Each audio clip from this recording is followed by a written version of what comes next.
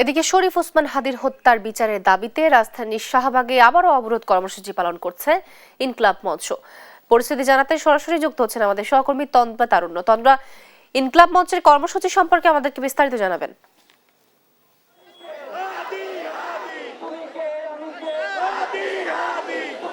আজকে কিন্তু সকাল থেকেই ধীরে ধীরে শাহবাগে জমা হতে থাকে ইনকলাব মঞ্চে শহীদ ওসমান হাদির আসলে হত্যাকারীদের বিচারের দাবিতে কিন্তু ইনকলাব মঞ্চে যারা রয়েছেন তারা এবং পাশাপাশি কিন্তু সাধারণ জনগণ যারা রয়েছেন তারাও কিন্তু ধীরে ধীরে এখানে জড়ো হতে থাকেন এবং পূর্ব ঘোষণা অনুযায়ী আজকে কিন্তু 2টাতে যদিও তাদের কর্মসূচি চালু হওয়ার কথা ছিল, তবে এর অনেক আগে থেকে আসলে এখানে লোকজন জড়ো হতে থাকে এবং তারা কিন্তু তাদের যে আন্দোলন সেটা কিন্তু তারা চালিয়ে যাচ্ছে এখন পর্যন্ত এবং তাদের সেই আন্দোলন কিন্তু আজকে সারা দেশ জুড়ে চলছে।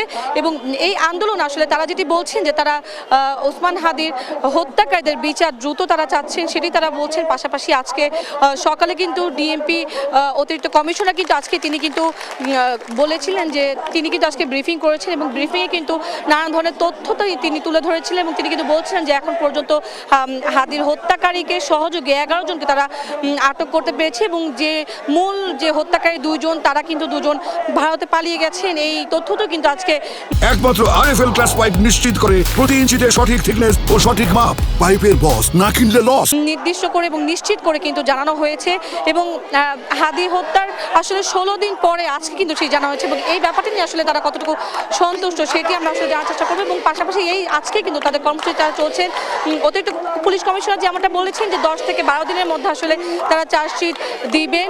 তবে আন্দোলন যারা করছেন তারা কিন্তু বলছেন যে যত দ্রুত সম্ভব তারা চাচ্ছেন হাদি হত্যার বিচার হোক এবং 7 দিনের মধ্যে কিংবা 3 দিনের মধ্যে যেন আসলে তারা এই বিচারটি পান সেটি কিন্তু তারা বলছেন।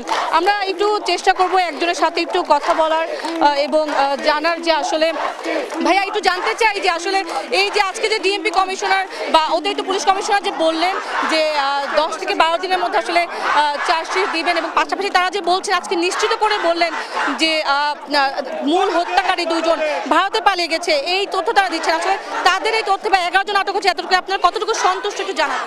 আমরা তাদের সহকর্মী যারা আটক হয়েছে তাদের ওইখানে আমরা অতটুকু পরিমাণ সন্তুষ্ট না, কারণ আমাদের দরকার হচ্ছে মূল খুনি এবং মূল হত্যাকারী এবং তার সহকারী যারা আছে তারা সকলকে জড়িত এবং তার সাথে যারা জড়িত আছে উপদেষ্টা পরিষদ এবং প্রশাসনিক লোকজন যারা জড়িত আছে আমরা সকলকে আইনের আওতায় আনতে চাই এবং সকলের বিচারের দাবি জানাই।